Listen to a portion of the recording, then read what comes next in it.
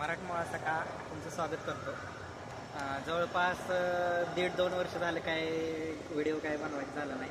बरेच जण म्हणले हा 5 सप्टेंबरची वाट बघतोय, पहिलाच 5 सप्टेंबर गेला, दुसरा 5 सप्टेंबर आला, आता 5 सप्टेंबरलाही करेल.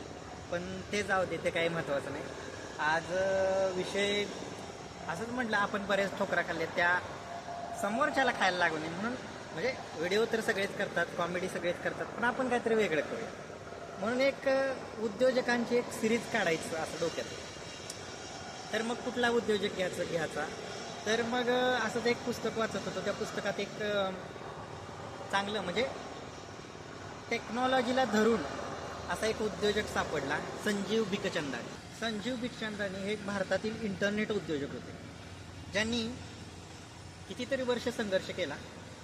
आणि हा संघर्ष करत असताना, उद्योग करत असताना स्वतःला 6 वर्ष ह्या व्यक्तीनं स्वतःला पगार सुद्धा दिला नाही. आणि उद्योग करत असताना कुटुंबासाठी दुसरी नोकरी सुद्धा केली. बिझनेस हा ऑप्शनल नव्हतं. बिझनेस असं काय ऑप्शनल नव्हतं, बिझनेस हाच ऑप्शन होता.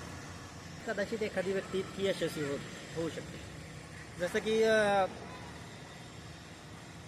सूर्याजींनी सांगितलं होतं की गडावरचे दोर कापून टाकलेत, एकतर गडावरून खाली उड्या मारून मरा, नाहीतर शत्रूशी तुटून पडा. असे आपल्याकडे ज्यावेळी एकच पर्याय राहतो ना, त्यावेळी यश हे आपल्यापासून कोणच घेऊ शकत नाही.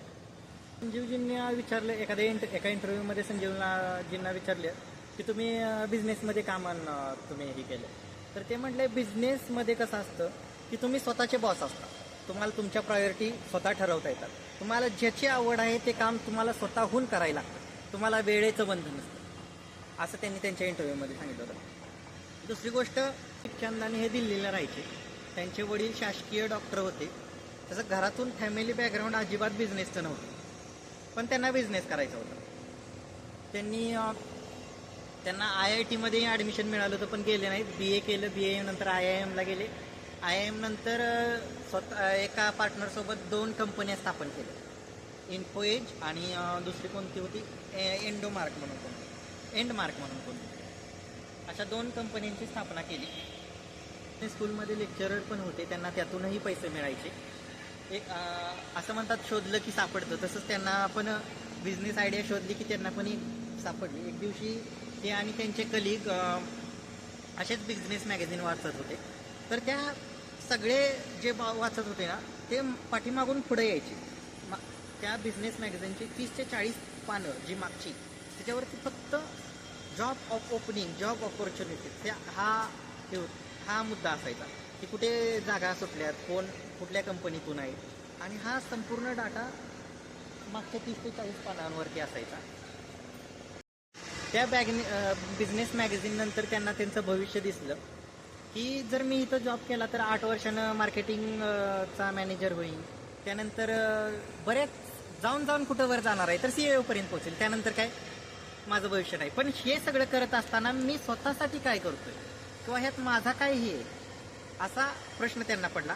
आणि हा जो प्रश्न ते म्हणजे बिझनेस मॅगझिनचा ज्यावेळी वाचत असतो त्यावेळी त्यांना युरेकासारखी, म्हणजे आर्किमिडीजला कसं तो बाथटबमध्ये बसला होता त्यावेळी त्याला काहीतरी सुचलं, मग तो पळत बाहेर आला, तसं ह्यांनाही तिथं कल्पना सुचली. काय कल्पना सुचली, तर ते विचार करत होते की हा जो डाटा आहे की हा नोकऱ्यांचा, की हा आता काही नोकऱ्या एक्सपायर झालेल्या आहेत, काहींना तिथं भेटलेल्या आहेत. हा जर डाटा सॅग्रिगेट करून, प्रत्येकजण नोकरी बघतोय, प्रत्येकाला नोकरी पाहिजे, पण कंपन्यांनाही नोकरदार पाहिजेत, नोकरी करणाऱ्यालाही कंपनी पाहिजे. पण ह्या दोघांना जो मिळवून देणारा दुवा आहे, तो जो डाटा आहे तो सॅग्रिगेट करून तो लाईव्ह ठेवला आपण. करंट जे नोकरी जॉब ओपनिंग आहे त्या दाखवल्या तर काय होईल. पण ह्यासाठी कोणताही मार्ग नव्हता. मग असंच एकदा ते व्हिडिओ टेक्स म्हणून काहीतरी एक एक्झिबिशन होतं, तिथे गेले. त्यानंतर त्या एक्झिबिशनमध्ये त्यांना एक इंटरनेटच्या जगाशी ओळख झाली, वर्ल्ड वाईड वेबशी. आणि त्यावेळेस त्यांच्या लक्षात आलं की आपण हा संपूर्ण डाटा की हा इंटरनेटच्या माध्यमातून लोकांपर्यंत पोहोचवू शकतो. पण त्यावेळेस अशी कोणतीही सुविधा नव्हती. हा 90च्या दशकातला विषय. 14,000. Naukri.com हे आता एक असं हे झाले की योग्य माणसाला योग्य ठिकाणी नोकरी देणारं एक साधन बनलेलं आहे. म्हणजे कंपनी आणि एम्प्लॉईमधला हा दुवा आहे. 6 महिन्यातच Naukri.com वरून 3,000 मेल हे HR ला पाठवले गेले होते. त्यामध्ये लाखांच्या जवळपास नफा कमावला होता आणि अशा बरेच गोष्टी झाल्या. मार्केट पडल्यावरही त्यांनी बऱ्याच ब्रँचेस खोलल्या आणि तटपुंजा म्हणजे थोड्या पैशावर सुद्धा असल्याशिवाय आपण पैसे जपून वापरत नाही, आपल्याला पैशाची किंमत कळत नाही. म्हणून नेहमी थोडं जरी असलं तरी आपण कुठंतरी इन्व्हेस्टमेंट केलं पाहिजे, कुठंतरी हे केलं पाहिजे. ह्याच्यातून आपल्याला कळतं. ह्या अशा मोठमोठ्या उद्योजकांकडून थोड्या गोष्टी शिकण्यासारख्या असतात आपल्या जीवनात आणि त्या आपण शिकल्या पाहिजेत. असं बऱ्याच गोष्टी असतात.